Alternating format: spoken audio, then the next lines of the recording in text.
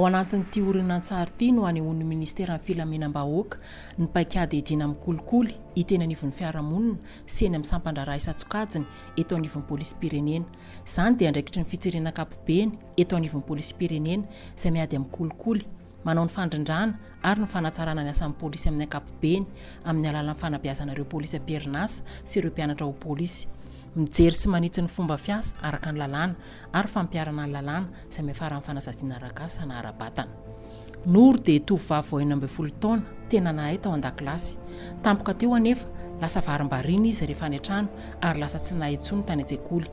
Samy namitra-panontaniana ny mpanabe sy ny ray aman-dren'ilay zaza ny mety anton'izany ary nanomboka nanao fanadihadiana. Misy foana be izy fa tsy mety lazaina izy fa tomany foana izy aty. Tsy haiko sy fetsina ny trano fa mba manataka anao izy fa tsy mety tsy mety.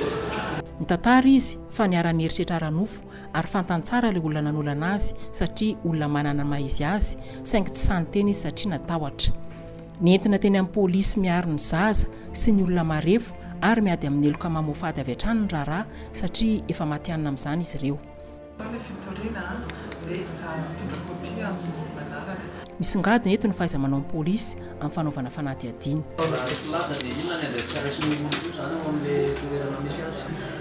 Ny olona zany mpiara-monina eny ihany fa olona manana ny maha-izy azy dia izay ny saikana nafenany zany satria matahotra izy fa norahonan'ilay olona zany hoe aza miteniteny dia natahotra izy to.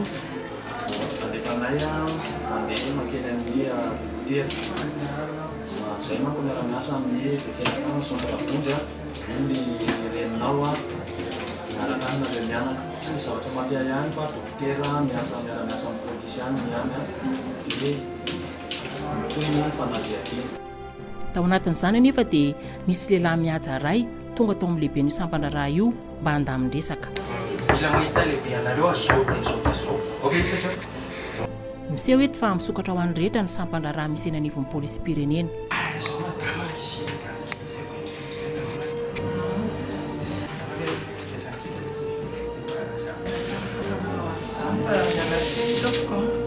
nandritra io fihaonan'io nanambaran'ilay lehibe ny sampandraraha fa eloka ny kolikoly ary samy voararany lalàna avokoa na ny manome na ny mandray. Andraikiny ihany koa ny mampafantatra izany araka ilay teny filamatra hoe polisy pirenena miaro sy manampy ny vahoaka.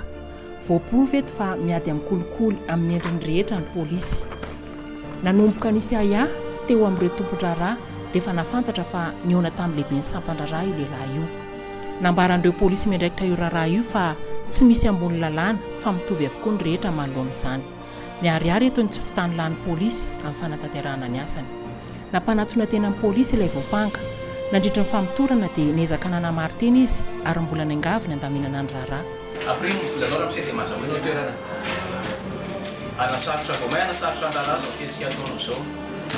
Après raha misy volanao tsy ilaina hoe volanao Tamin'izany nanambarana taminy fa tsy misy fampirarahana azo atao mahakasika ny herisetra ara-nofo ataon'ny zaza tsy ampy taona.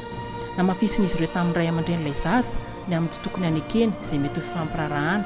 Raha toa ka mila onitra dia eny amin'ny fitsarana no mangataka izany. Entitra amin'ny fampiarana lalàna ny polisy nefa koa afaka manoro sy mampianatra ihany koa. Notazonina nandritra ny 27 ora teny Fonjakely ny polisy ilay voapanga ary nogiazana avokoa ireo fitaovana mety mampiahy teny aminy. Misy ny rejistra izay fenoan'ny mpanao famitorana mahakasika izany ary ny fitsirena anatiny no manara-maso ny famenoana azy. Ampahafantarina ny vahoaka fa azo atao tsara ny mitondra ny fitarainana rehetra eny anivon'ny polisy pirenena indrindra ny mahakasika ny kolikoly amin'ny endriny rehetra. Entanina ihany koa izy ireo hiantso avy hatrany ny fitsirena kapobeny amin'ny larana 470 5 700 470 raha mahita trangana kolikoly.